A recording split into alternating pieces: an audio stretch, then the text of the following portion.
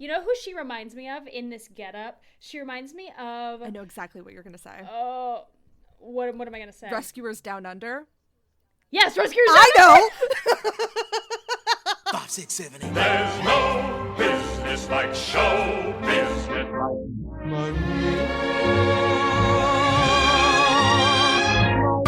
Mamma mia, here I go again.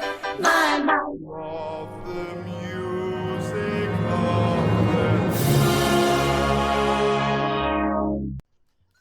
So you want to know something funny? I felt so confident going into this being like, I've seen this movie. I know what happens. And I was like, dear reader, I've never seen this movie. I don't think I've seen it before either. There were like, several moments where I was like, he does what? He tries to murder a child? The President of the United States yells, harmonize! It's one of those like zeitgeist films where I'm like, yeah, I know what happens in Annie. Apparently I don't. It was, and the cast was crazy. Bernadette showed up, and I said, cast was ma'am. Crazy. I said this, I did not know any of the supporting cast going in, so Tim Curry and Bernadette Peters showed up, and I went, since when? Exactly. Surely not. Surely not. All right, dear listeners, welcome back to 5678, a movie musical podcast. We are your chaotic co-hosts. I'm Anna. I'm Grace. And this week, we are doing the 1982 film Annie, starring Aileen, whatever her last name is, like introducing her as playing Annie. Aileen Quinn, that's her name. Yes. And Albert Finney. I didn't realize that he was Daddy Warbucks. I didn't recognize him. And it's so funny because I recognized his voice before I recognized him physically. Like, he has a very specific way of moving his mouth and speaking. And I was like, I know this. Yeah. I know this actor. And I could not place it. I had to look him up. But what did you know him from specifically? So much. I mean, I'm pretty sure he's in the Bourne movies. He was in Erin Brockovich, which I knew. He was in Skyfall. He was in Big Fish. Was he the lawyer in Erin Brockovich? Yeah, he was the lawyer who helps. Yeah. Oh my god, I didn't recognize him. Right? You know why? He's really short in that movie. Yes. And also he had hair. Yes. But he's really short in that movie, and he seems like he was like the tallest person in this film. Yeah. Because they were all children. So Erin Brockovich, Big Fish, Skyfall, and then I knew him from the Bourne movie was where my brain triggered him from. But anyway, he's not who I focused on. No, he's not who that's not important. There's a lot that goes on in this film though, and it's too long. In my hot take right out the gate, too long for a kid's film. Too long. Tight it's 90. Like 2 hours, 20 minutes. I'm actually talking out of my butt. How long 2 is hours this and 7 film? minutes. It was over 2 hours. 2 hours and 7. It felt like 2 hours 20. I want you to picture this. Dear listener, picture this. It is a Friday night, 8 p.m. I am home alone, sitting, sober, watching Annie. Actually, I think I cracked a beer. I was like, I can't do this by myself. That's so fair. Okay, so it was the opening credits that I learned Bernadette Peters and Tim Curry were in this film. And I said, what are you doing here? I got distracted because the opening credits start and it's her singing Tomorrow. And I'm like, so you're just starting with your 11 o'clock main song? That's like singing Defying Gravity in the opening credits. It's like, this is your big song from the show. What do you mean? But also, it's not the 11 o'clock number because we hear it very early in the movie, don't we? I think it's supposed to be like their mid-show break. Yeah, hold on. When does she sing Tomorrow? Tomorrow. Oh, we get it at the White House. Yeah. Hold on. At least in the movie. All right. But they also cut a bunch of this song because they didn't like it, even though... Yeah, you know what? You know what they cut? You know what song they cut? They cut the NYC song. Yeah. I fucking love that song. I've never seen this production, never seen a film, never seen a musical version. Fucking love the NYC song. Yeah. And they cut it. How dare they? How dare they? Well, I have no... The music writers felt similarly to you, and I will talk about that. Yeah. All right, we should get into this. So this is 1932, 1933, something like that. Yeah, it's like peak depression. Yes. And we zoom in on New York City. New York City, center of the universe. Beep, beep, beep, beep, beep. And, and we zoom in on a window of a young girl with massively frizzy, curly red hair. And she is singing a song called Maybe, where she is dreaming about who her parents might be. So in this point, we learn she is an orphan, and she's been dreaming for her whole life about what type of people her parents might be and why they might have left her at the orphanage. And one girl in the back wakes up from a nightmare, and Annie goes and comforts her. And so it's kind of clear from the beginning that while not in charge, she's kind of like a take charge kind of girl, and someone who feels responsibility for the younger kids around her. Yeah. And is like the one that everybody goes to. Yeah. If you were a preteen in voice lessons, you definitely sang Maybe for a recital. Oh boy, because I know I did. I missed that age, so good to know. I literally wrote, so this is the Hudson Street Home for Girls, and I wrote, "Oh, Grace, it's your sophomore year dorm." Surprise, it was in the same building they filmed in. Nothing has changed since the 30s. Nothing has changed. One of the girls picks on the other girl. It all devolves into like just a bunch of feral 8-year-olds fighting in a dormitory. Yeah.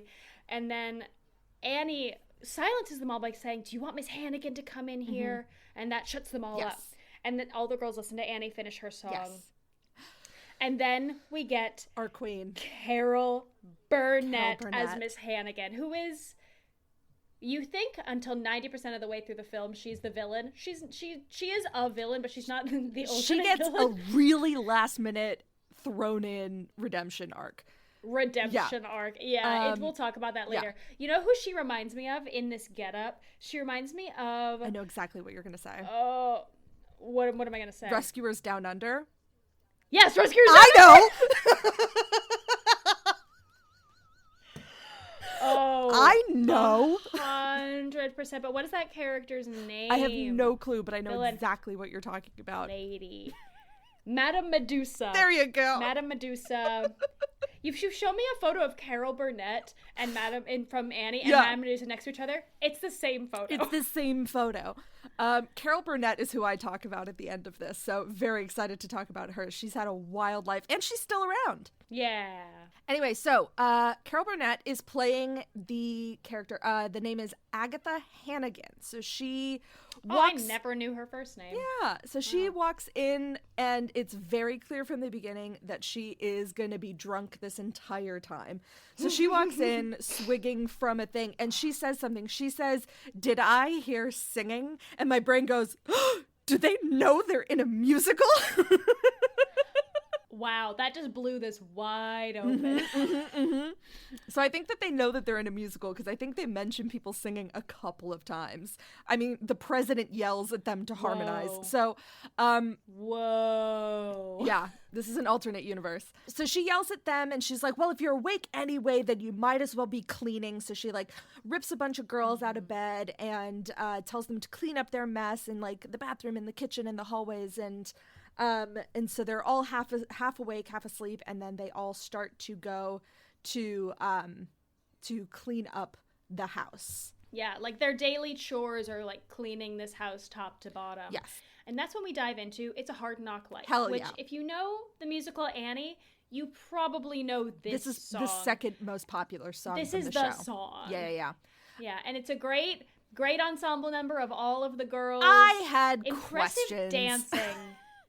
About what? About the efficacy of their cleaning and also pillows. So pillows do this thing in movies whenever there's a pillow fight where upon any contact, they explode into a million feathers.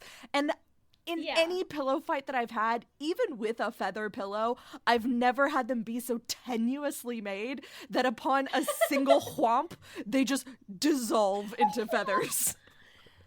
So, do you want the real answer, or do you want an answer that's within the lines of the movie? Either. I'll give you both. Okay. Real answer, they definitely just had ripped the seam so that the very first whomp, they would belch their feathers. Realistically, it's the Great Depression in New York City in an orphanage. You think these pillows are new? You think that these pillows are feather pillows? That's true. Should have been filled with straw. Truly.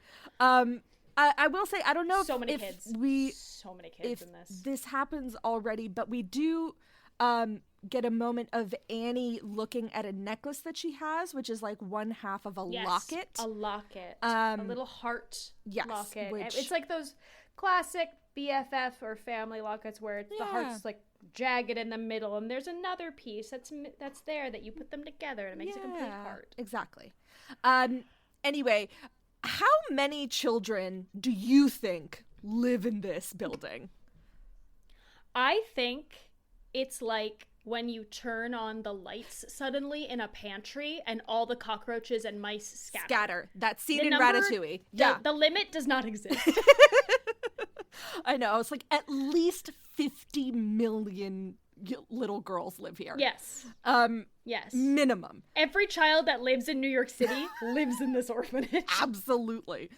They also make fun of Miss Hannigan in this song, so it is clear that it is quite an adversarial relationship between the girls and Miss Hannigan. Yeah. But there are aerials, there are jumps, like it's really fun, big dancing. The song ends and the ensemble successfully helps Annie hide in a dirty laundry basket because Mr. Bundles, the laundryman, has arrived.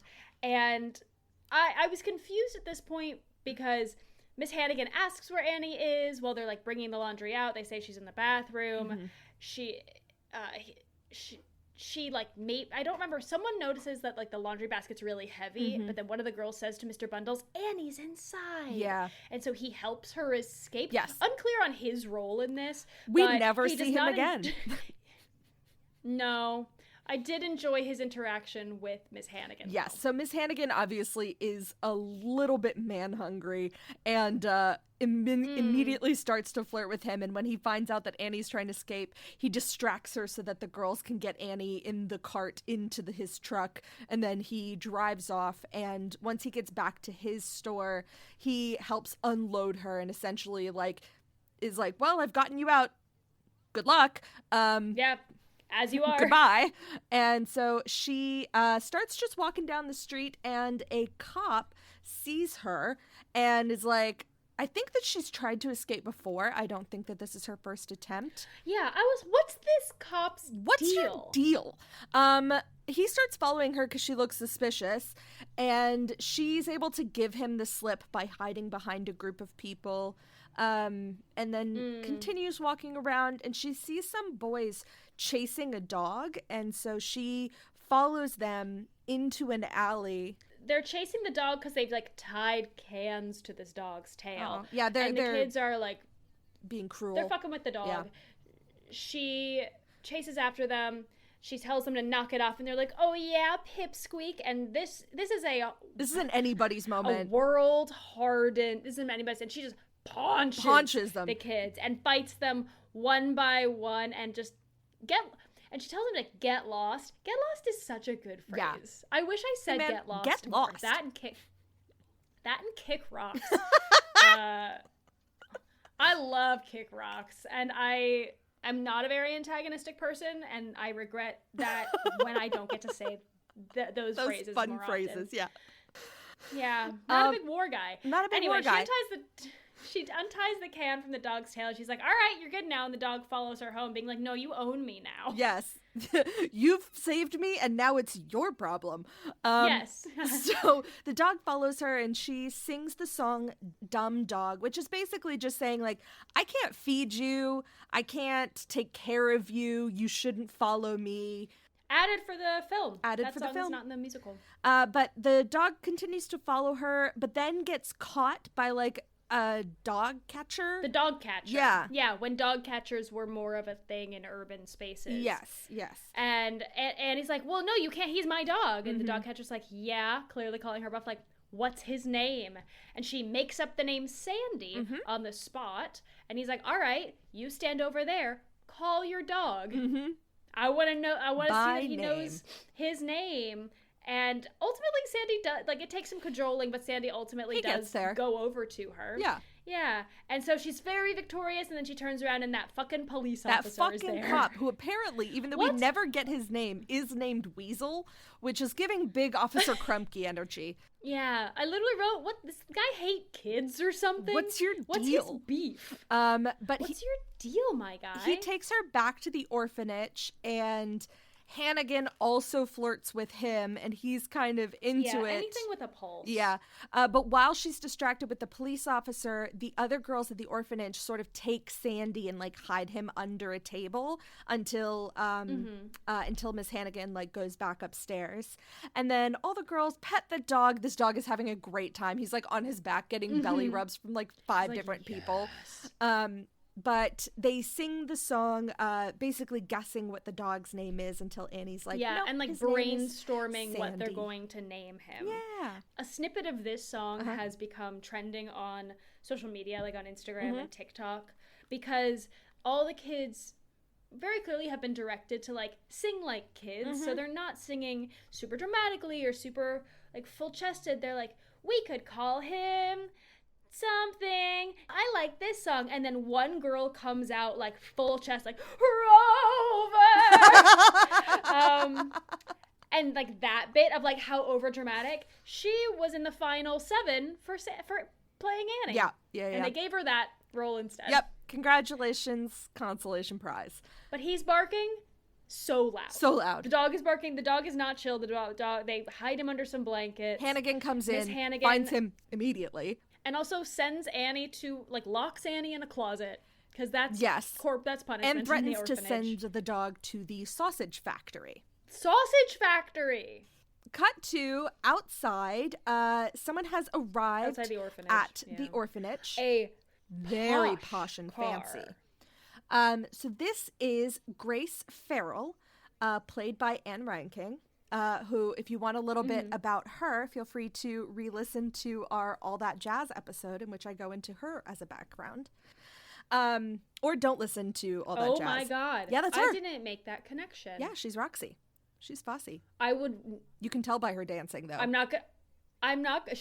dance. She's got legs for days. I'm not gonna re-listen. No, I'm not gonna do All That I know. Jazz again. I told people to do that and instantly was like, I wouldn't. I actually regret that. I actually wouldn't. She kicks her face gorgeous. at one point. She gets out of this town car in this gorgeous lilac suit. Everyone on the street stops and stares at her because it's not every day that like a limousine this is not an affluent into, like, area. Tenements. No. And she rings the doorbell and she introduces herself to Miss Hannigan, who invites her in. Initially, Miss Hannigan thinks she's from like the city and is there because there's been a report about Annie running away. Well, she does say that she is from the New York Board of Orphans, which is a crazy board. Yes. So I think she thinks that. Is that a lie? I don't know. Or is that something she's working with them? Maybe for this thing, for this publicity stunt that she's doing. She works for Warbucks. Yes. So I don't know why. It must be in conjunction with the New York Board of Orphans, which again, right? Because a billionaire was like, "I need an orphan for my public image," and she's like, "Let me contact the Board of Orphans." That's why she's there. Yes. She's like, we've arranged, we being me on behalf of Mr. Warbucks and the New York Board of Orphans, like, we're going to invite an orphan to live with Warbucks for a week to improve his public image. Not to improve the child's life at all, but to make it seem like this megalomaniac, billionaire, eccentric, egotistical billionaire isn't as big of an asshole as everybody knows he is. Absolutely. So we're going to loan him an orphan for a week. Yeah. So they're in Hannigan's office, and Grace starts describing the type of orphan that they're looking for. While this is happening, Annie is in Hannigan's office closet where she's been stashed and is like peeking out of the closet and basically charming Grace, because she says, oh, we're looking for someone who's like nice, and like she like smiles out, and it's like who's very happy, and she like starts laughing. And eventually, she's like, we're looking for someone who's 7. And then Annie's hand is like higher, all the way up until like, higher, 10 with red hair. And she eventually goes to the closet and pulls Annie out and is like, well, what about this one? And Hannigan is like, anyone. Like a sweater off a rack. Truly. And Hannigan is like, anyone but Annie. She needs to learn her place, which Grace doesn't super like. Yeah, it seems I'm not going to say Annie's a troublemaker, but I think she and Hannigan have beef. Yes, 100%. But Grace ends up threatening to get Hannigan fired, essentially. She's like, I have connections at the board. It's a bad time to not have work, isn't it? There's 100 people that would kill to have your job.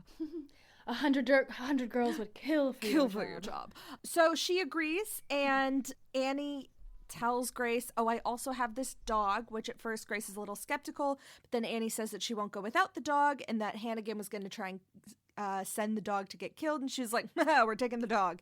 So they head off to the Warbucks mansion. Yes, on 5th Avenue, which it's like a full estate. So I'm like, how far up Fifth Avenue? Go? Something Miss Hannigan says in this scene was just so deadpan and so funny. I fucking love Carol Burnett. But she's so funny. I think when they're like deciding who's going to take Sandy, I think at one point Grace looks to Hannigan to be like, well, are you going to keep her? And she just goes deadpan, I'm not zoned for dogs. Oh, right. I do remember that. That was funny. All right. Their town car pulls into this like gated mansion estate, which is the Warbucks mansion, and Annie is introduced to 2 of Mr. Warbucks's bodyguards / servants. Yep. A man named Punjab and a man named the Asp, which there's a lot to unpack there in terms of racial stereotypes. Yep. These were characters that were a part of the original comic, which I want to say was like from the it was originally a poem from 1885, and then the actual comic book strip, which was 1920s. So exactly what you would expect a 1920s stereotype of an Indian man and an Asian man. Yes. Yeah. But they are there. And it doesn't get better no. for them. Everyone It is a gorgeous house. deeply shocked and everyone to see a kid. Befuddled, perplexed to see a child. It's almost like they've never seen a child before. Weird like way. they freeze. I was like, you guys need to relax. You know what it felt like was the scene in Chitty Chitty Bang Bang where the kids go to that town where all the kids have been captured, and everyone's just like, same energy. Yeah. Or like a wild animal walking through a department store. Yeah. Kind of a thing where you're just like, I don't There's know what a horse to do. in the hospital. In the hospital. I almost referenced that.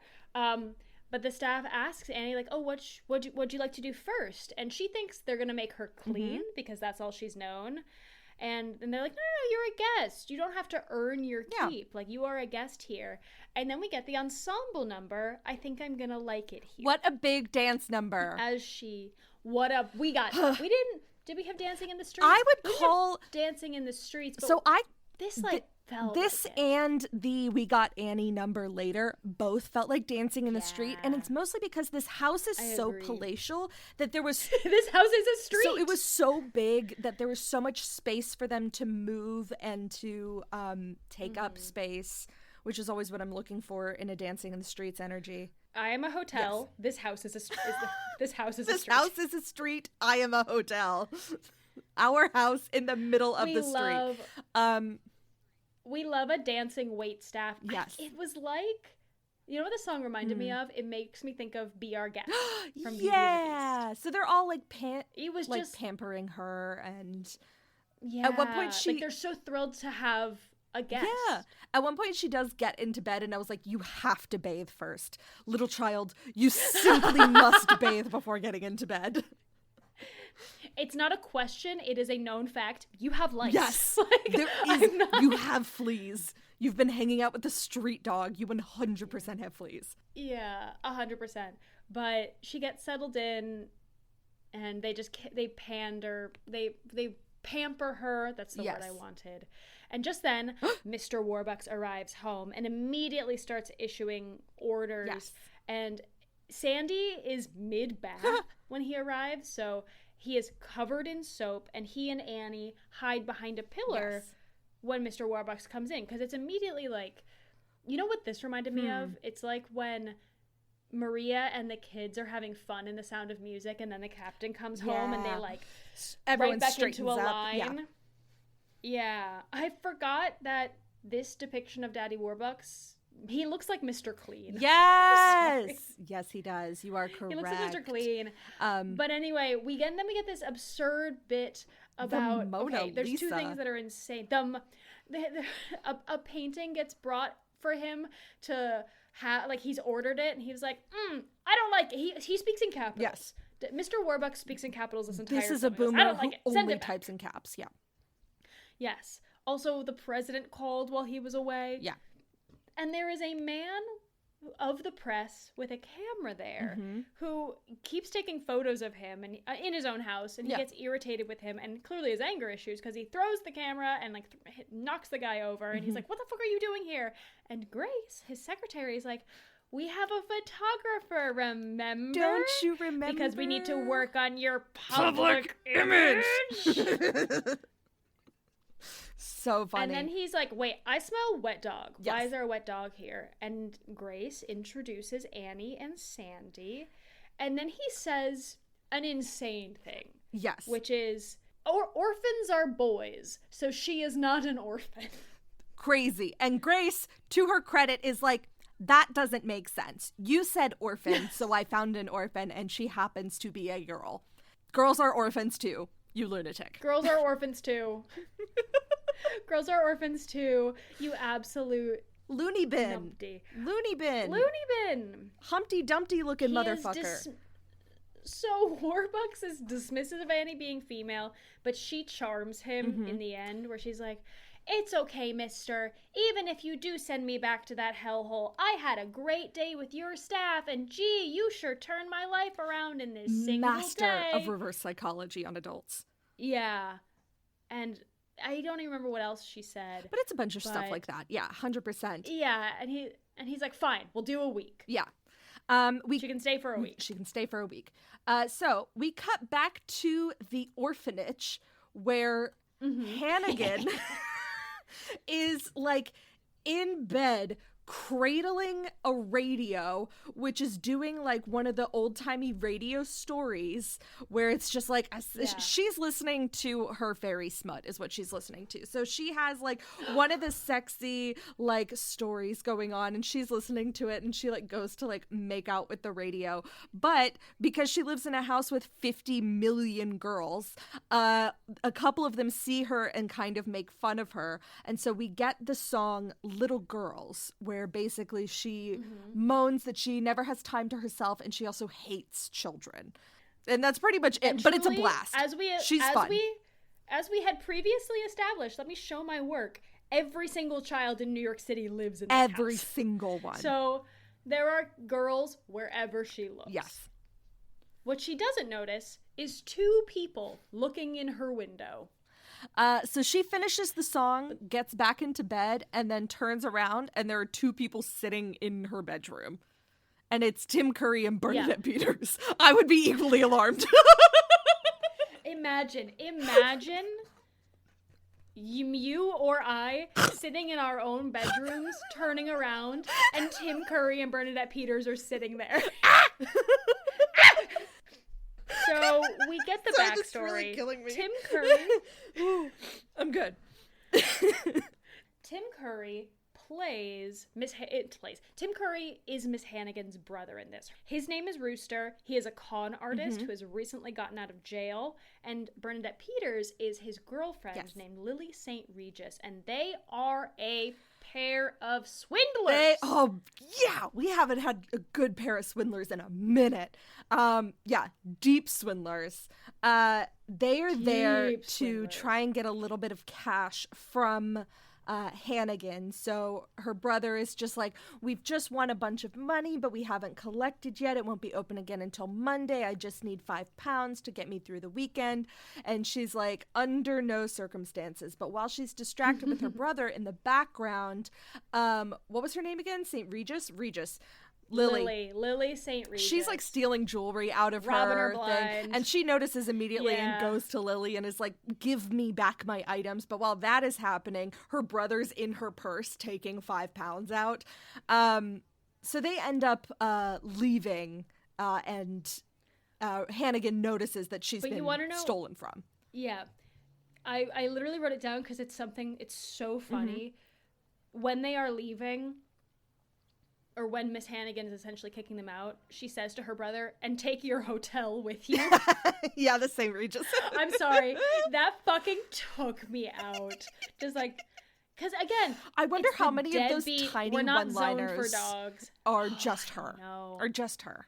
I bet a lot. I bet it's a bit of a Bowen Yang and Wicked situation where they're just like, we'll just do one for free, and then every single ad lib makes it into incredible, the film. Yeah. We get a small reprise of the song Maybe from the rest of the girls that are in the orphanage. Later that night when they're all in bed. Yes. And they're missing her. But it's really quick. And then we cut back. Because remember, she left that day. This film takes place in such a short 72 time frame. hours. Yeah. And such an insane amount of things happen. Okay. Let's get ready for this next scene. So... Okay. Annie, I need to do a lap. Yeah. I need to do a lap. Hold on. So I'll get us set up. So Annie is in this new place. She's like overwhelmed by the size of her room, and she's got a big ass bedroom. And she gets scared, and so she and Sandy go into Warbucks' office where he's still working and like and saying things dictating. That was the word that I couldn't think of.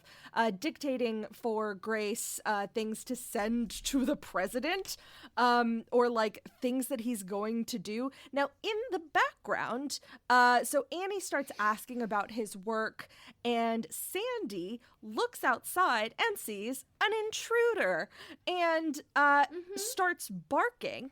After a while, Daddy Warbucks, that comes later. Warbucks, Mr. Warbucks, he tells Punjab and the Asp to get the dog to be quiet. They look outside and see a man on the balcony. And this man has a straight up cartoon fizzing bomb in his hand. Like, think of a Wile E. Coyote bomb, and you got it. You're there. Think of the bomb emoji. Yeah, exactly. That's what this man has in his hand. Already lit. It gives Bud Cubby energy of just like a lit Molotov cocktail comes out of his bag. Yes. It was like it was already going as he climbed onto this balcony, which is crazy. Yes. And he throws it into he throw it into the room? It breaks the window. They pick it up. Punjab does a lovely pirouette and throws it off the balcony and then walks away as it explodes behind him. That's what the intruder comes into the room and the Asp knocks him out, and they escort him out, this revolutionary, out of the building. At which point we hear Warbucks on the phone being like, and we must invest in bomb-proof windows. And I missed that, but he does not stop dictating at all the entire time all of this is happening. Yeah. Also, he references, so the guy was apparently a Bolshevik revolutionist, Sure. and they're always trying to get me because they hate capitalism. And I was like, just wow, propaganda. propaganda. Glosses over that. Is that part of the stage musical? I couldn't tell know. ya. So that happens. Cut to the next day. And you know what? It's never referenced again. Never again. It never comes back. Never again. It's not a threat that anyone has to worry about again. Yeah. It is a silly scene about how eccentric Mr. Warbucks is. Just like Mr. Bundles. So there's a lot that never reappears. So the next day, Warbucks is swimming in his swimming pool, and Sandy jumps in and disturbs him. And Annie comes in, and she's in her swimming costume, and they are swimming together. And there's just like a little bit of camaraderie there. She ends up telling him, Grace really likes you. And so this girl is already playing matchmaker. Then there's a scene that I didn't understand. So Punjab is levitating something, Straight does magic a couple of times. Straight does magic. He does it a couple times. And it's never referenced. It's never explained. It's never brought back. It's just like a cool thing he can do. And it's a fetishization of a mysterious, exotic, the Indian mystic group. kind like of vibe. Yeah. And it's just, it doesn't serve any purpose other than to be incorrect. Be interesting to the white audience that's watching it. Yeah. Which anyway, that is definitely not in the Really? musical. It was a part of the comic books that he was magic. That he has magic powers. But it was not a part of the stage show. Anyway, they're all playing around Warbucks as he's trying to work, and he gets frustrated with the amount of like noise and activity that's going on around him. And but Annie ends up convincing him, saying, oh, well, I want to go out and do something. Let's go to a movie. And at first, Warbucks is like, well, I'll have someone take you, but I can't go. And she kind of does like the little puppy dog eyes and eventually convinces him. And so he buys out the entire theater. This man buys out Radio City Music Hall. Yeah, for them to watch a movie. So the Annie and Grace are going to get ready for it, and Annie compliments Grace. She's like, oh, you should wear your hair down more. We're getting a lot of hair acting from her. She's doing a lot of flounces. And we get the song Let's Go to the Movies, which is them getting ready for their outing. It's a very cute little dance number with the two of them. And that's the first time I wrote, Jesus, this movie is long. Long. There's a lot of setup, and then all the plot happens in the last 30 minutes. They go to Radio City. Surprise, they're not just watching a movie. The Rockettes are there. There's a stage show. Of this dance. There's a stage show, and that's actually, there was a lot more of the Rockettes that was ultimately cut from this film. Really? Okay. But they watch a Greta Garbo movie called Camille, just like Annie, Warbucks, Grace, the Asp, and Punjab. The only and Sandy. People, and Sandy, duh. And Annie, because she's a child, falls asleep halfway through the 8 o'clock end of the movie. movie. Yeah. But it's this really, But Grace it's this also love tears story. It's and a it's love a story. tragedy. And both Warbucks and Grace are really moved by this movie. And Grace cries, and Warbucks hands her, his handkerchief. And but Annie has fallen asleep on Warbucks' shoulder. So he picks her up and he carries her out of the theater at the end of the movie. They take her home, and he and Grace put her to bed. It's very cute. It's very domestic. The next day, yes, Grace goes up to Warbucks in the garden, and she's wearing her hair down, and she looks great. Down. She has this gorgeous flowy yellow dress. It's a little bit more relaxed. It's a little bit less of like the secretary professional look that she's had. So just looks gorgeous. And she asked him just like flat out, like, can we keep Annie? Yeah, I've adopt seen her. the conditions that she lives in. That orphanage is horrible. We should adopt her. I'll take care of her. You don't have to worry about her. Yeah. And he shoots her down hard. Yes. But they clearly have started developing feelings for each other, because he shoots her down, and then he has a moment of like, oh, I made you sad. Oh, shit, I forgot about that. She, like, has something that she says back to him that I can't remember, where she basically is like, I disagree with this decision, essentially. Yeah. And he says something to the effect of just like... He gives her a weird compliment where he's like, you're pretty when you argue with me. Yeah, you're pretty when you argue with me, which is just like, okay. Yeah. But... Odd. But he does say... There's like a handhold. There is some eye contact. And he does asks her to agree call adopt him her. Oliver. Yeah. Yeah, and he does First agree names. to adopt her. Yeah. First name. He said he sees how much Annie means to Grace. And he's like, all right, yeah, I'll go down today and I'll sign the adoption papers. Now, Grace does give him a warning. It's like, hey, Miss Hannigan has claws and teeth. Be aware whenever you enter that building who you're going to be dealing with. But then we get this huge song called We Got Annie, which is more of a dance number than a song, where Grace is just ecstatically dancing around the house and telling all of the other staff, like, he's agreed that we can adopt her. And then there's a moment where she plays a harp, and I wanted to ask you. She plays it correctly. She does. Hell yeah. Good for her. Actually, No, she plays it almost correctly. Her hand placement is off, but that's because of the angle of the camera. Of the camera, So, yeah. I was just, every time a harp shows up, I'm just like, Anna. It was clearly someone taught her 5 minutes before how to do it. Fair enough. She plays like 3 chords and then we move on. But this is the other song that feels like Dancing in the Streets energy just because the house is so big. I liked this song. Me too. And like She I think it was kicks like her the clear... face. My God.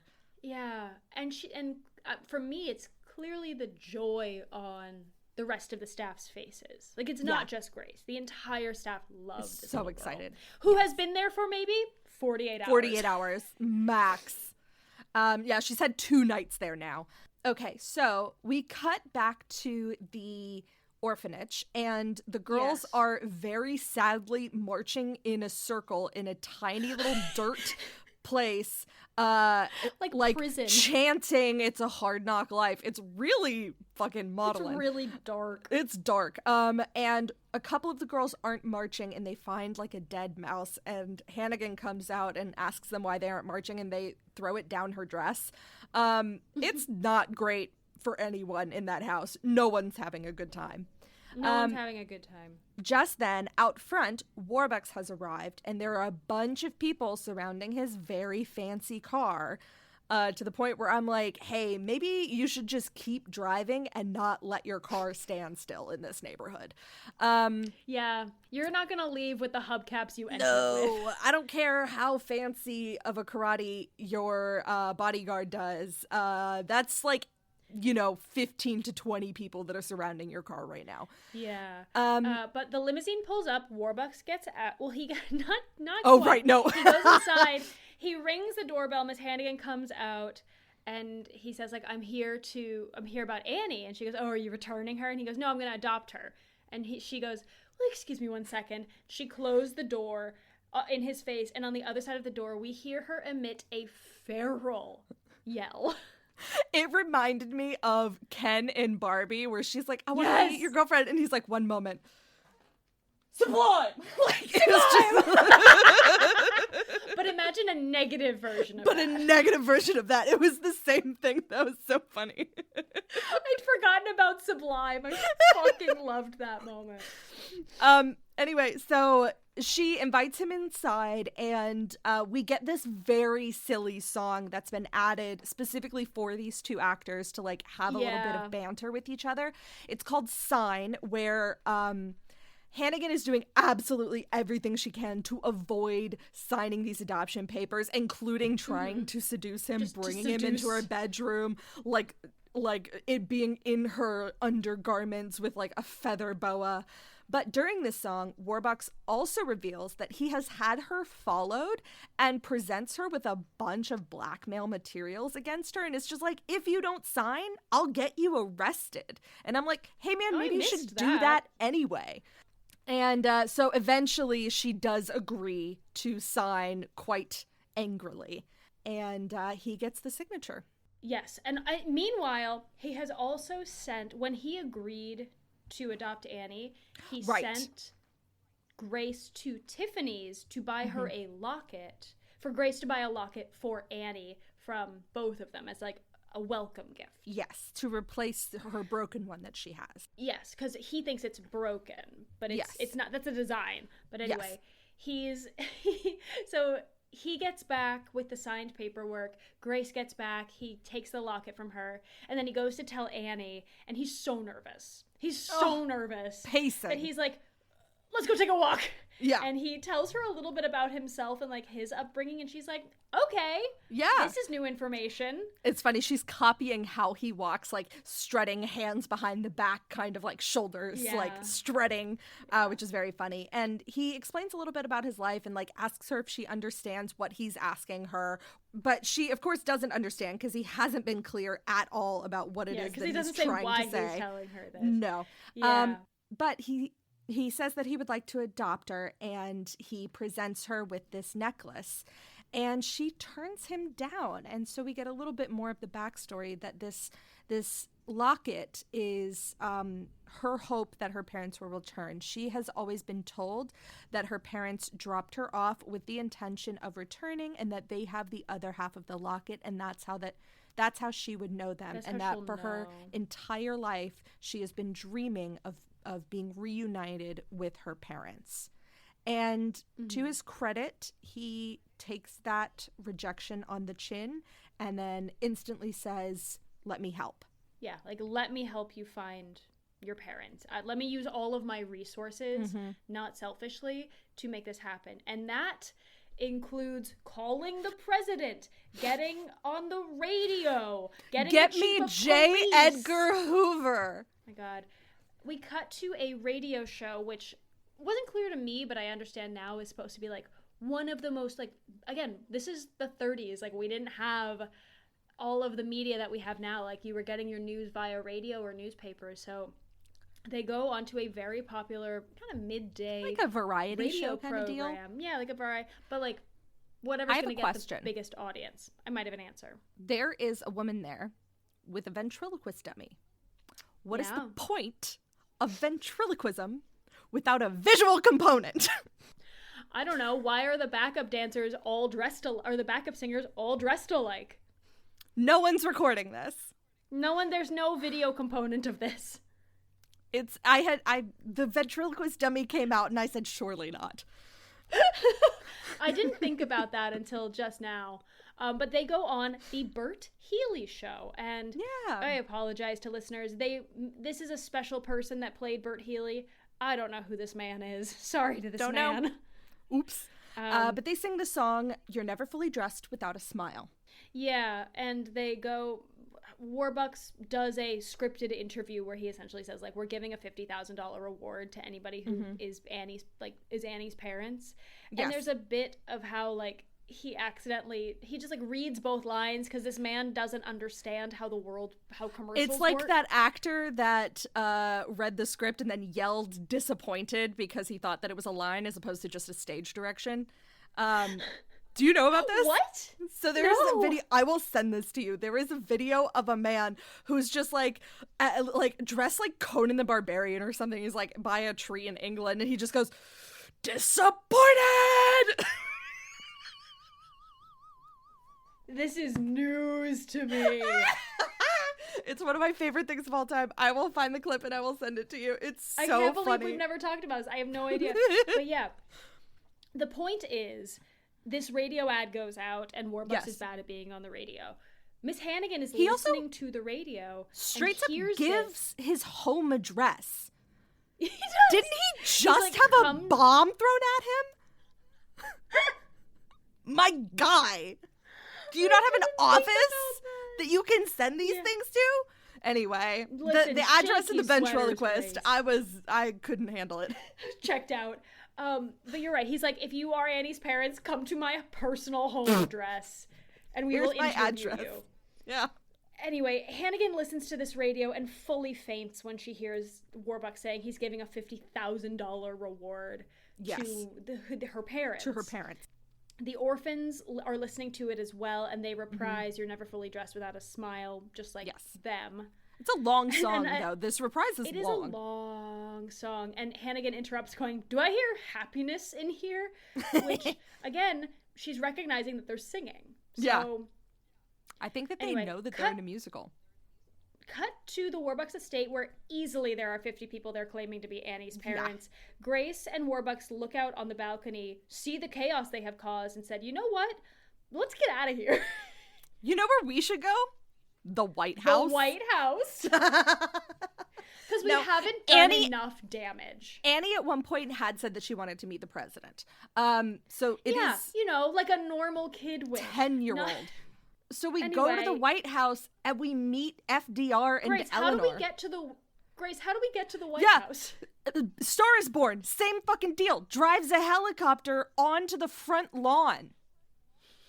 Who does this? He has a person. They actually don't Chris even call it a Christopherson? helicopter. They call it something else. I think it's like truly an early model of a helicopter because it doesn't have a roof. Yeah. But yeah. anyway, this inadvisably skyborne vehicle takes them from New York City to DC. Washington, D.C. Yeah.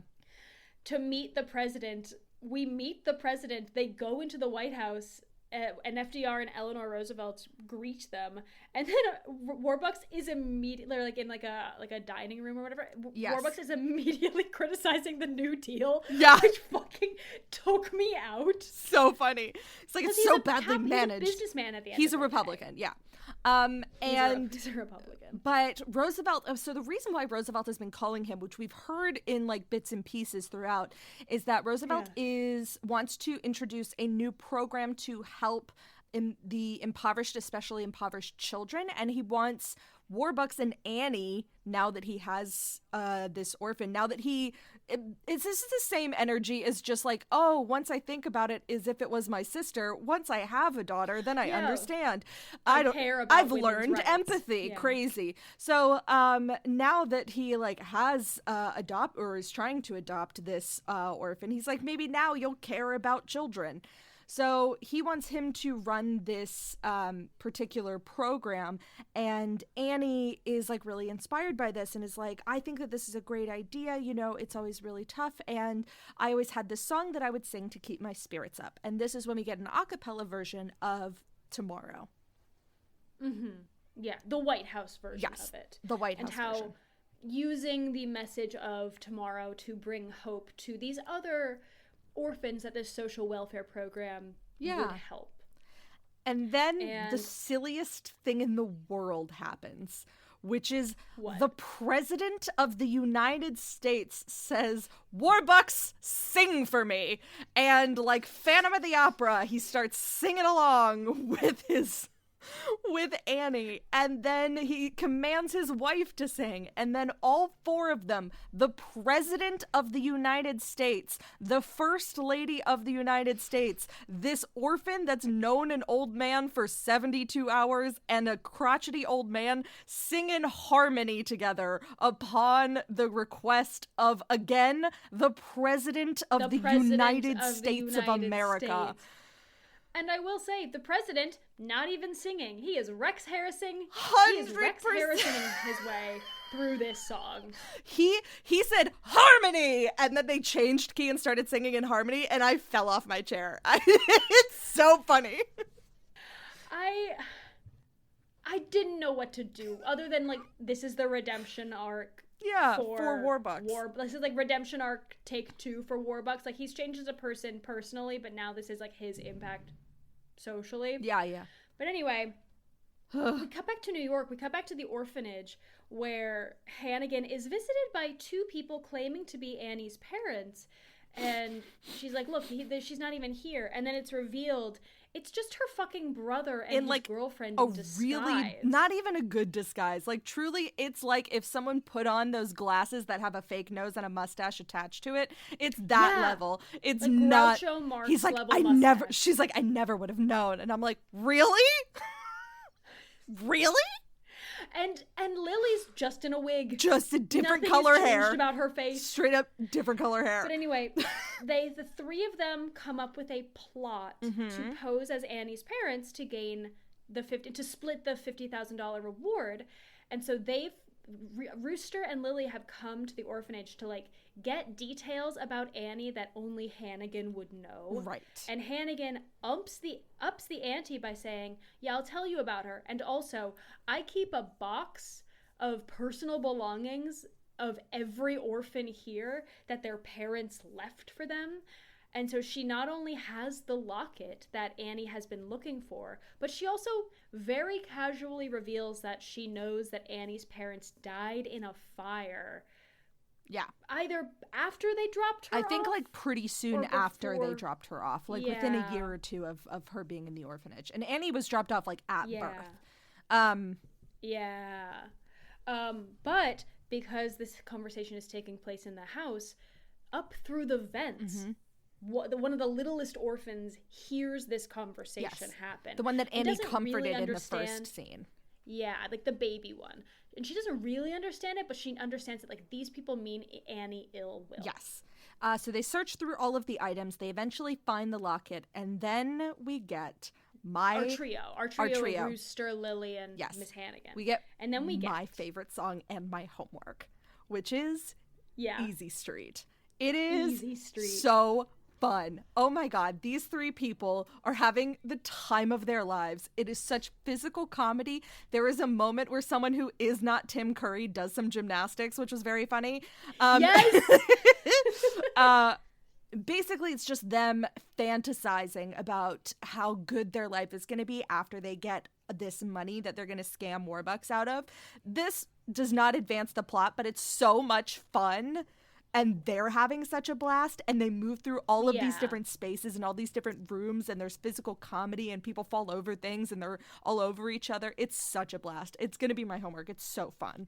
It's a hoot and a half, and they're clearly having fun, and it's not, like, it's a longer song, but it doesn't feel like, I was never bored. No, there was always something new going on. Meanwhile, Annie and Warbucks return via helicopter from Washington, and the first thing Annie asks is like, were any of those people my parents that came? And Grace tells her, no, unfortunately, like, we interviewed every single one. I think she said there were like 50 couples or 80 couples or something that were there. Like 800 people. And none of them knew about the locket. Right.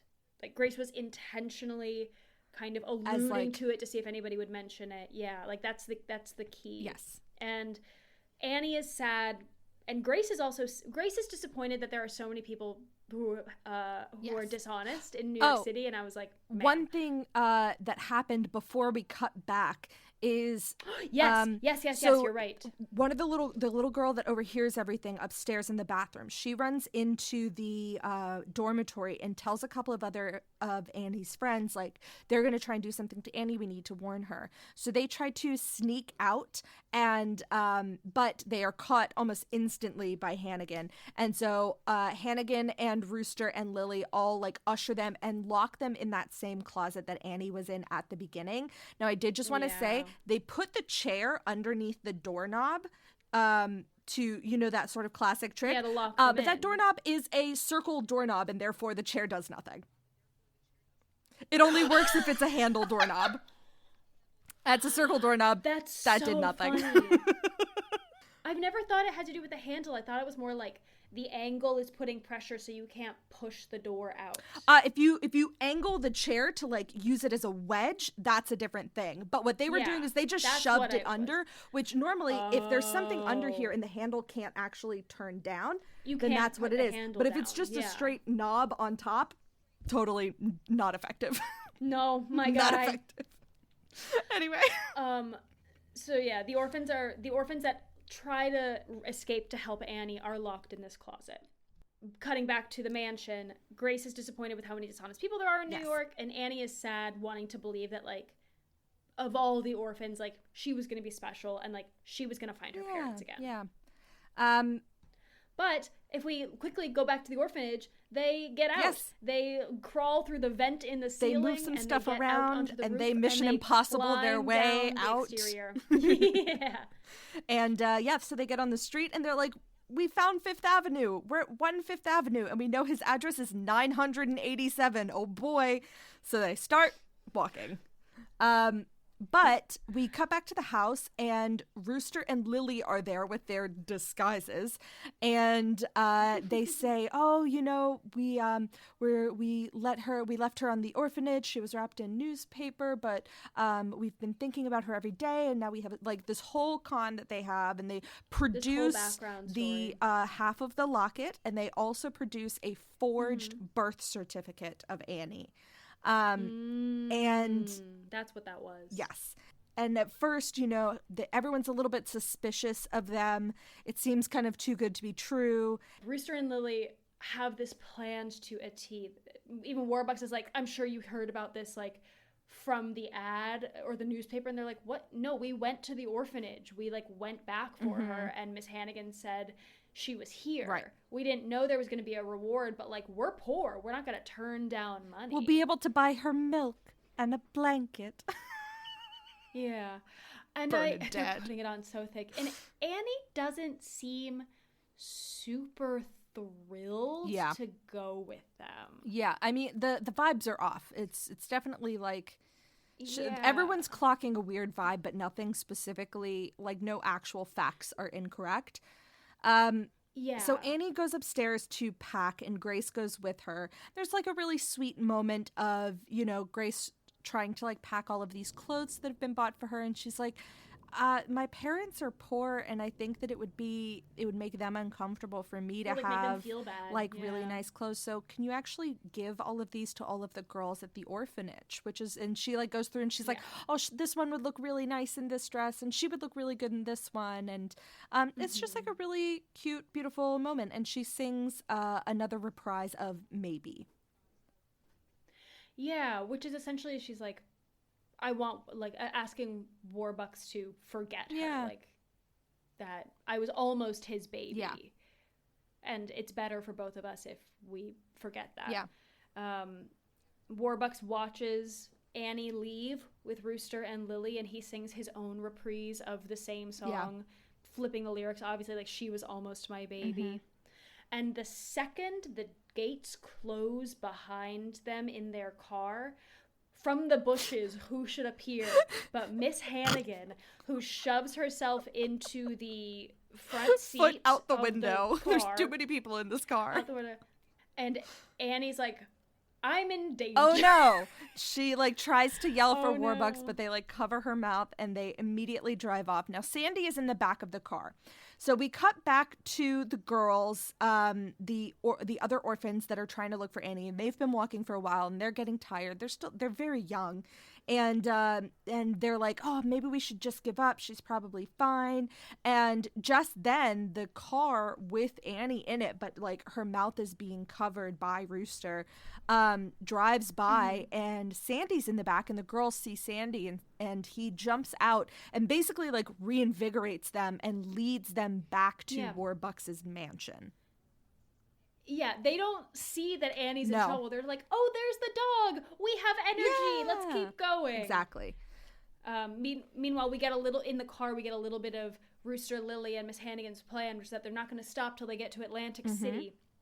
Annie's friends arrive at the mansion and are let in because they say they have information about Annie or something. I didn't hear. They are all speaking so loud over each other. I honestly could not understand anything that these girls were saying, but they are improbably let into this mansion. Yeah. And the littlest one, our little hero, is carried by Punjab, and she's the one that tells Mr. Warbucks, who comes out, he's like, what's all this fucking noise? She's like, those people that took Annie, those people that said they were her parents, are bad people.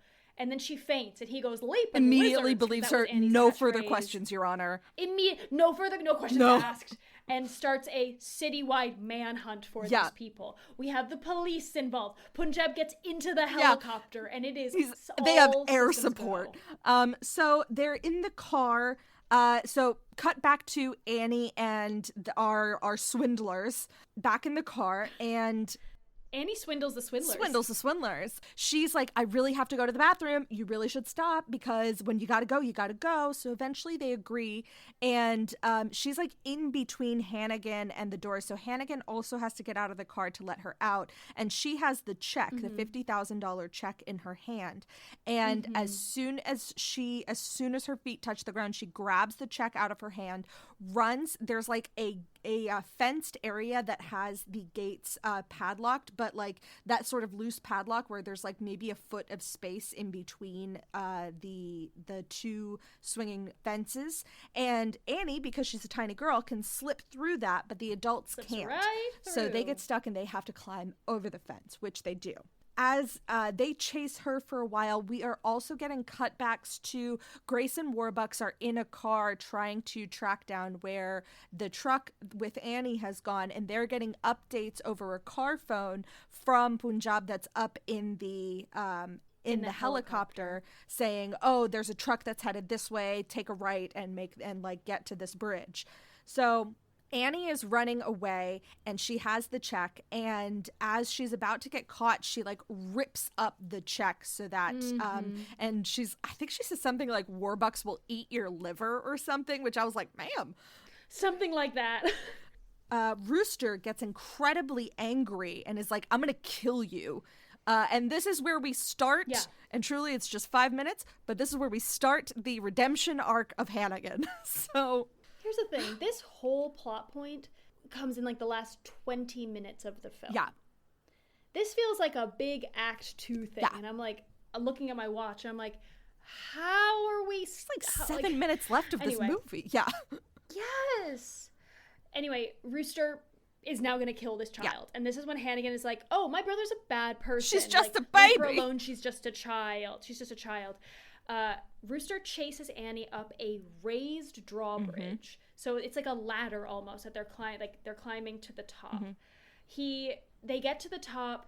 He tries to knock her off. She's holding on. Before that, though, like, you know Hannigan tries to stop him. She like grabs his leg. Yes, so he jumps off, and Annie looks down, and from the top we get this view of him decking Hannigan in the face, and she is knocked to the ground out cold. And then he chases her up. I thought he killed her. I thought he did for too. A second there. I thought he was going to throw her over the side of the bridge and into the water, is what I thought was going to happen. Yeah.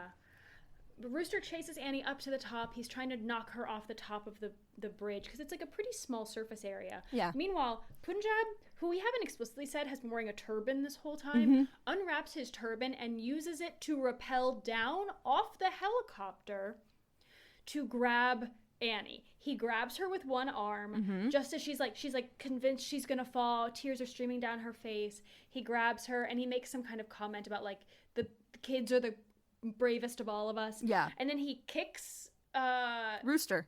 Tim Curry in the face. Yep. And he slides all the way back down, but is caught down the bridge. In big adventurous New Groove style. There's suddenly a trampoline at the bottom, and he's caught by the police. I thought he was gonna die. Yeah. I thought he was just gonna like fall into the water and never to be seen again. I must have been typing whenever the shot of the police showing up was there. There must have been one, because out of nowhere there were police with a trampoline, and I said, how did you get here? I think the police arrived when Warbucks and Grace arrived. Got you. Because they're there watching this all happen. Yes. But Rooster and Lily are arrested, and Annie is officially adopted by Grace and Warbucks. Yeah. And then he throws her a big party the next day. Which is the 4th of July. Again, yeah. Oh, is that why there's fireworks? Yes. It has been probably 72 hours since the start of this film. It is wild. But we get the finale song, which is a medley of I Don't Need Anything But You, We Got Annie, and Tomorrow. Yes. And there's a lyric in there of like, yesterday was awful, but now it's today. And I'm like, that was yesterday? That was yesterday? That was yesterday? Guys. Jesus Christ. The president is there. The president is there. And the orphans, all of the other girls from the orphanage are there. Hannigan was there. Was she flirting with someone? I like missed half of it. She was riding an elephant. Oh, okay, all right. I missed something. I thought that she was on something with another person, and I was like, is she with Punjab now? No, she's riding an elephant. No, Punjab is like leading her elephant. Okay. But she's riding an elephant. I guess we've forgiven her now. She's nice now. There's fireworks, and Warbucks and Grace kiss, so clearly they've gotten together. There's a great, cute little tap number between Annie and Warbucks for I Don't Need Anything But You, which is the first and only tapping we get in this movie. My question is, this is how it ends. What's the resolution with the orphans? No clue, but they're dressed nice now. They're dressed because they're probably wearing all of Annie's clothes. Yeah. But the end. I guess we're just saying like, oh, Hannigan's nice now? The end. What? I feel like I've been yelling this whole time. Which is nothing new, but like particularly a lot for this. Jesus Christ. That's Annie. That's Annie. Boy. I feel the same way that I did when I discovered the plot of Cats was like a dance-off to go to cat heaven in a UFO, where I was like, I'm sorry, the plot is show. What? There were so many moments of this plot where I was just like, they do what? There have been 2 major other iterations of Annie since then. There was a 1999 one with Rosie O'Donnell, and then there was the 2010, 19, the other version, like the Will Smith version with Qivanjane Wallace. Yes. I'm not curious enough to watch those, but I do want to know how they differ. Maybe I could find another New York Times article like I included in the homework for for Stars Born. 100%. But it's just the 3 Annies. This was a movie, which I feel like I can now say I've seen it.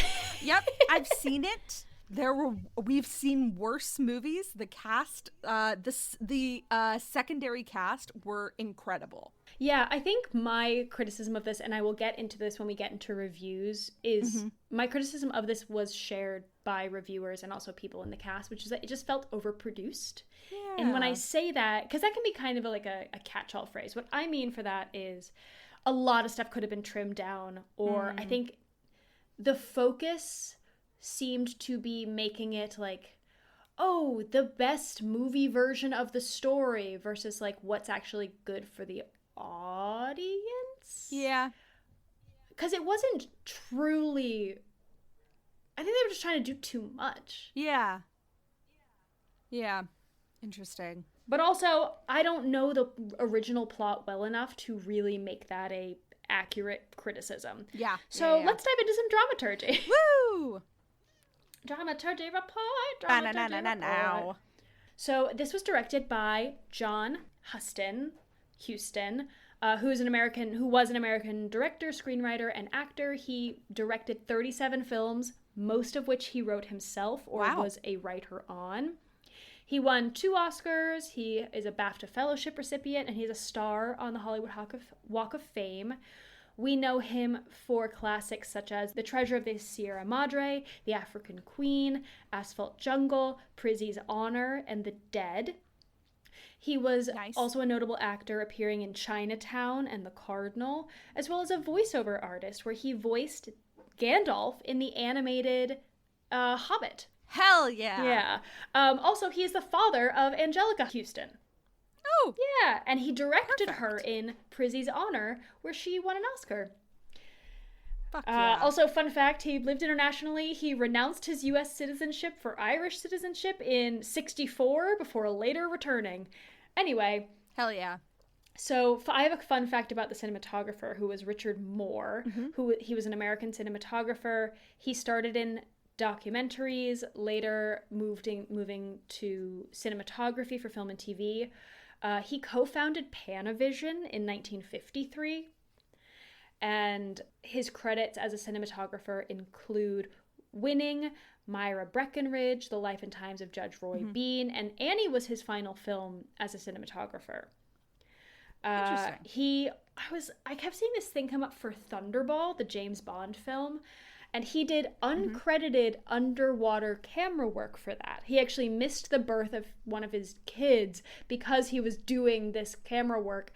And if it's what I'm thinking of, I've actually never seen Thunderball, but there's a really iconic scene in this hollow island in the Bahamas that I've actually been to many times and swum in.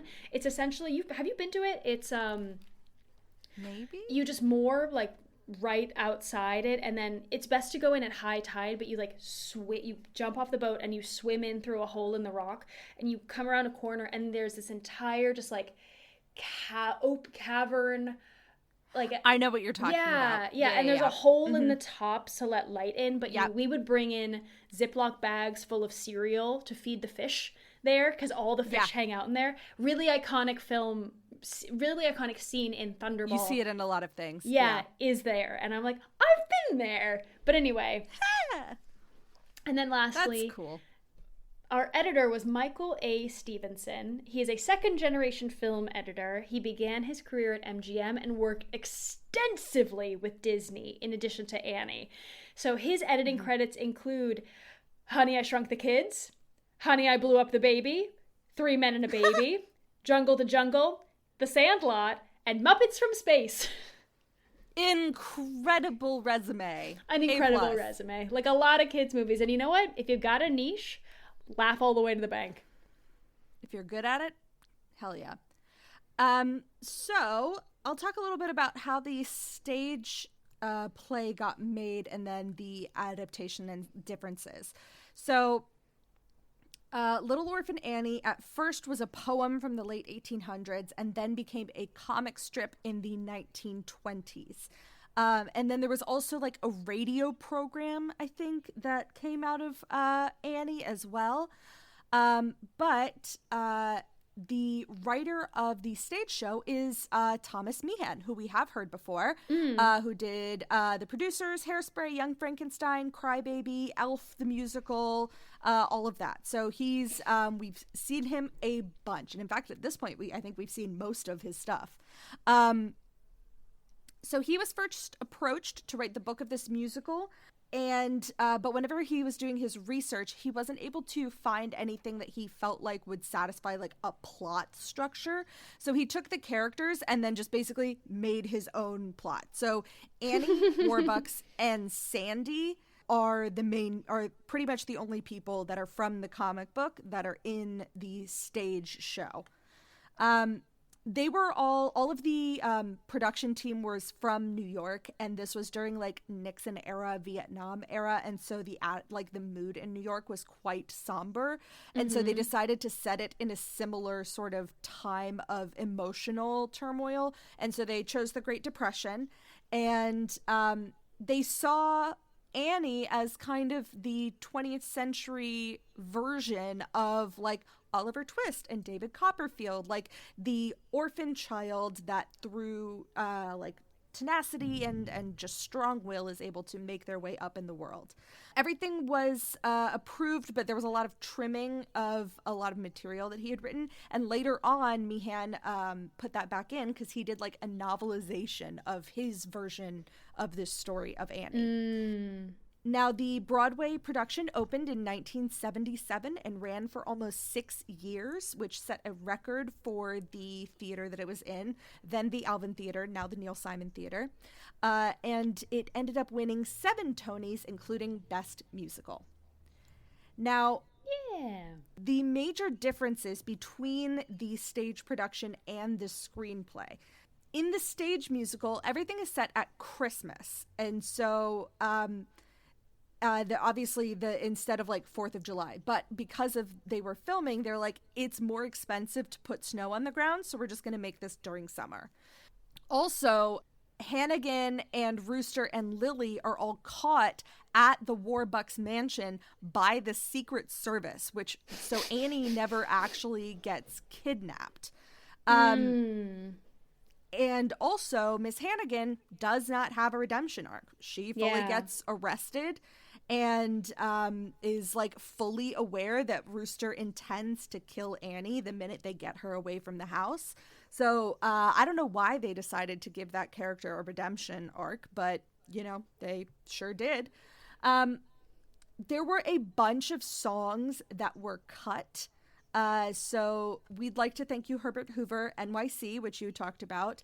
You Won't Be an Orphan for Long, Something Was Missing, Annie, and New Deal for Christmas. So all of those were cut, as well as a bunch of reprises of Little Girls and Easy Street were also cut. Now, the lyricist of Annie, Martin Sharman, was not happy with this interpretation. So in an interview in 1996, he dismissed it and he said, quote, the movie distorted what this musical was, and we were culpable for the reason that we did not exercise any kind of creative control because we sold the rights for a considerable amount of money.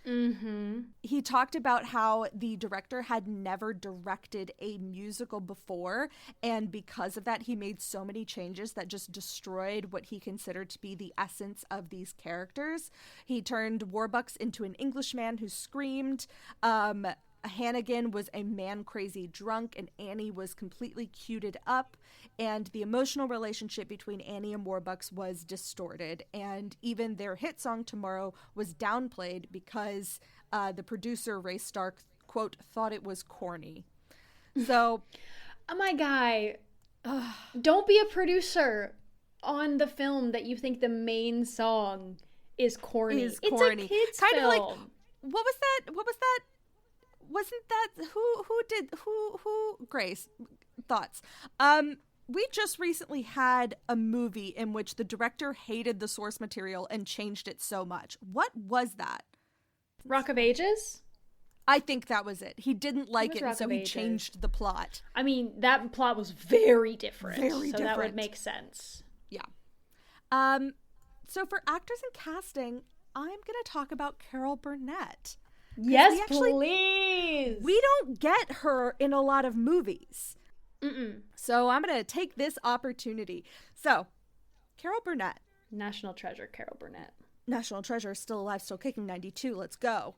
So she graduated from Hollywood High School in 1951, and she received an anonymous envelope containing $50 for 1 year's tuition at UCLA. She initially planned on studying journalism, but she ended up switching her focus to theater arts and English with the goal of becoming a playwright. But as a part of this program, she found that she had to take an acting course, which, quote, I wasn't really ready to do the acting thing, but I had no choice.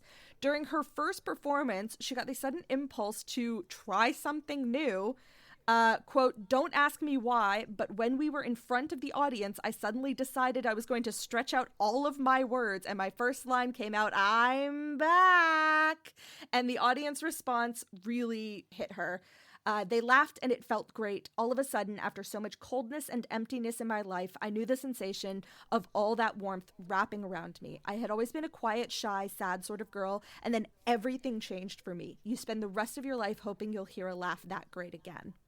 So she was really pulled by the audience reaction to her comedy. So at this time, she performed in several university productions and got a lot of recognition. During her junior year, a professor invited her and some other students to perform at a party in place of their class final that had been canceled, which required a performance in front of an audience. Afterwards, a man and his wife approached her while she was stuffing cookies into her purse to take home to her grandmother. And the man ended up complimenting her performance and asked about her future plans. And when he learned that she wanted to go to New York to try her luck in musical comedy but couldn't afford to go, he offered her and her boyfriend at the time, on the spot, $1,000 interest-free loan, which in today's money would be a little less than $12,000. So this man was a millionaire and wasn't affiliated with the show business and had earned his wealth from the shipbuilding industry. His conditions were that the loan would be repaid within 5 years, but with no interest, and his name would never be revealed. And if she achieved success, she would help other aspiring talents to pursue their artistic dreams. She took him off and moved across the country to New York. She spent her first year in New York working as a hat check girl, trying to land acting jobs, and she was eventually cast in a minor role on the Paul Winchell and Jerry Mahoney show in 1955. She played the girlfriend of a ventriloquist dummy on this children's program, and that led her to starring opposite Buddy Hackett in the sitcom Stanley. After that, she was unemployed for a while, but a few months later, she came back and became a popular performer in cabarets and nightclubs for her parody number called I Made a Fool of Myself Over John Foster Dulles, who was the Secretary of State at the time. She ended up performing this on The Tonight Show and The Ed Sullivan Show to the point where John Foster Dulles was asked about this on Meet the Press, and he joked, I never discuss matters of the heart in public. Now, her first real success came with her appearance on Broadway in 1959 in Once Upon a Mattress, and she was nominated for a Tony Award. In the same year, she was able to pay back her mysterious benefactor almost to the day after agreeing to this loan of $1,000. The same year, she became a regular player on The Gary Moore Show, which lasted until 1962. She won an Emmy Award also for outstanding performance in a variety or musical program or series on that show. So she really just kicked off. In 64, she starred in the Broadway musical Fade Out, Fade In, but had to withdraw after she got a neck injury. In 1959, Lucille Ball became a friend and mentor. So she was a guest on Burnett's CBS special, Carol Plus 2. And then it was reciprocated where Carol Burnett appeared on The Lucy Show. Now, it was rumored that Lucille Ball offered Carol Burnett a chance to star on her own sitcom. But in truth, Burnett was offered but declined Here's Agnes by CBS. But they remained very close friends until Lucille Ball's death in 1989. So Lucille Ball would send flowers every year on Carol Burnett's birthday, and when Carol Burnett woke up on the day of her 56th birthday, she discovered via the morning news that Lucille Ball had died, but later that afternoon, flowers arrived to her house with a note reading, "Happy birthday, kid. Love, Lucy." Aww. Deeply sad and heartbreaking, but so lovely. Mm-hmm. In 1963, she made her feature film debut in the comedy Who's Been Sleeping in My Bed with Dean Martin and Elizabeth Montgomery. She said of her role, "I should have been given the award for worst performance ever given in movies by any actress. I was confused, bored, and I missed the live audience. Nothing was spontaneous." After she was offered Here's Agnes, she exercised a stipulation in her contract with CBS that said that she had 5 years from the date of the Gary Moore show to push the button on hosting 30 one-hour episodes of a musical comedy variety show. And as a result, the Carol Burnett Show was born and debuted in September of 1967, which eventually garnered 23 Emmy Awards and winning or being nominated for multiple Emmy, Golden Globes every season it was on the air. It was on until 1978, and after the show ended, she did a bunch of other roles that sort of moved away from comedy for a while. So she was in a drama called A Wedding. She was in Alan Alda's The Four Seasons. She was in Annie. She was in Noises Off from 1992, which I don't know if we ever watched that movie together. I love that movie. I think it's so funny. Never seen it. It's incredible. I was just talking about the play recently. Yes, Christopher Reeve is in it before he had his accident. She took the supporting role of Carlotta Campion in the concert performance of Sondheim's Follies. And in 1995, after 30 years, she went back to Broadway in Moon Over Buffalo, where she was nominated for a Tony Award.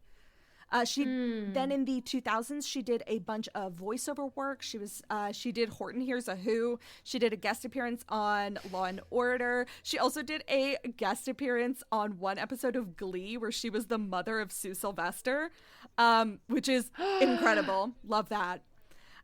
She has mostly stayed away from the spotlight in her older years, but she has so many accolades. Her quote, "They said it was a man's game because it hadn't been done, but that doesn't mean it couldn't be done." She ended up receiving 23 Primetime Emmy nominations with 6 wins, 18 Golden Globe nominations, winning 7 for her work on her Carol Burnett show. She got 3 Tony Awards, 3 Grammy nominations, winning 1 of each. She also received various honors, including 2 Peabodys, a Screen Actors Guild Life Achievement Award, a star on the Walk of Fame. She was honored at the Kennedy Center in 2005. She got the Presidential Medal of Freedom. In 2013, she got the Mark Twain Prize for American Humor. And in 2019, she became the first recipient of the Carol Burnett Lifetime Achievement Award for Television, which is named in her honor. So she's still around. She has fully retired, but she is 92 and a force. Kicking. So that was a lot, but I felt like she deserved a little bit of time. Yeah. Oh my goodness. God, I literally she was my giggle. Yeah. Like in terms of like gripes, giggles, like I know I'm jumping ahead, but like my giggle was just like Carol Burnett is a national treasure. Oh my God. Yeah. Okay, I'll be quick with reviews, reception, and release. Yeah. So reviews were mixed. I pulled a Roger Ebert quote that he gave it 3 out of 5 stars and said it felt so rigorously machine made, so relentlessly formulaic that the film's not about anything. But he's like, but despite that, I mean, I enjoyed it, but it didn't change anything and it didn't own itself, if that makes sense, in my opinion. It had a big budget. It debuted number 5 at the box office. It had a $35 million budget and ultimately made $57 million, which is solid. However, it didn't turn a profit at the end of the day. What I thought was, one thing said it was the number 10 film of 1982. So I clicked to see like, oh, what are other films? And it was number 10 in terms of box office earnings until it was ousted by Best Little Whorehouse in Texas. Hell yeah, Dolly.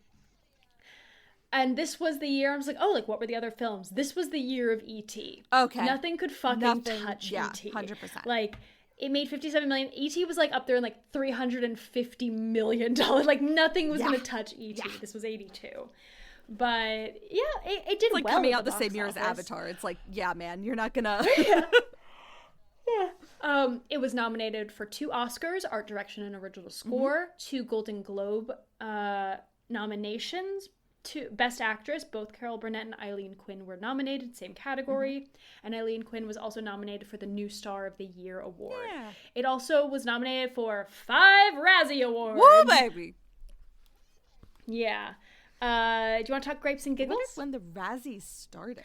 I was surprised that the Razzies were around back I thought that they were a 90s creation, but I was obviously wrong. Singing and dancing. Oh, I forgot about singing and dancing. I mean, we did dancing. have dancing. Oh boy, did we have the dancing. dancing. The chorus dancing and then Grace dancing. Incredible. So fun. Like a league of There her was a own. moment where the guys that were like scrubbing the floor in the main hallway had like little scrub pads on their knees, which was so fun. Anne Reinking can kick her face. Incredible. She like really shined in the moments when they allowed her to dance, because she is a obviously deeply Fosse trained dancer. But the singing didn't really like. The music itself was good. Here's the but thing, it's a kid's... there's no like, the quality of the singing was like fine. Right, because the majority of the cast was children. Right. Or children not the trying kind of to character be, that like doesn't like, children not trying to be perfect, and the other adults, for the most part, mostly Miss Hannigan and Mr. Warbucks, didn't need to sound great. Professional. Yeah, the only exception is Easy Street, which is my homework and my moment of joy. Gripes and giggles. Gripes, like the weird capitalist propaganda and the Bolshevik thing that happened. And oh my god, the Bolshevik! Was very funny, but I was just like, what is what is this? Why? Where are we going with this? Surely this will come back. And it just had nothing to do with anything, and it was just a little bit weird. My gripe is that they cut the NYC song. Yeah. I'm furious. Yeah. I'm furious. I sing that all the time. I get it. Furious. Giggles, your president commands you sing harmony. Crazy. Crazy. My giggles were just all at Carol Burnett's like one-liners. God, like, so we're not zoned for dogs. And my moment of joy is Easy Street. They obviously had so much fun, and like 3 stage professionals. And so they were they had over the top physicality, and it really worked for the moment. I'm gonna jump on board with that, because I didn't have a moment of joy that I could easily pin, but I think Easy Street is a good bandwagon to jump on. Yeah. Fun facts. One of the people who was originally offered the role of Rooster was Steve Martin. But he turned it down because he was recently going through a breakup with Bernadette Peters at the time. So he felt that was probably not a good idea. And I can see why he came to that conclusion. Mick Jagger really wanted to play Rooster. Yes. And this was the second role that Mick Jagger has lost to Tim Curry, because he really wanted to play Dr. Frankenfurter in Rocky Horror. But Tim Curry, man, he's pretty fucking great. Talk about a national treasure. Yeah. My other fun fact is that apparently, and I say this with the full confidence of something I learned on the internet because I haven't seen any of the other iterations, but apparently this is the only version of Annie where she starts the show with curly hair. Oh. Apparently in the others, her hair is straight in the beginning and then she gets a perm at the end of the show. My God. Sure. I don't know if that's true. Get in the comments. I mean, the puffy circular hair is so iconic at this moment. It's iconic. Yeah. Yeah.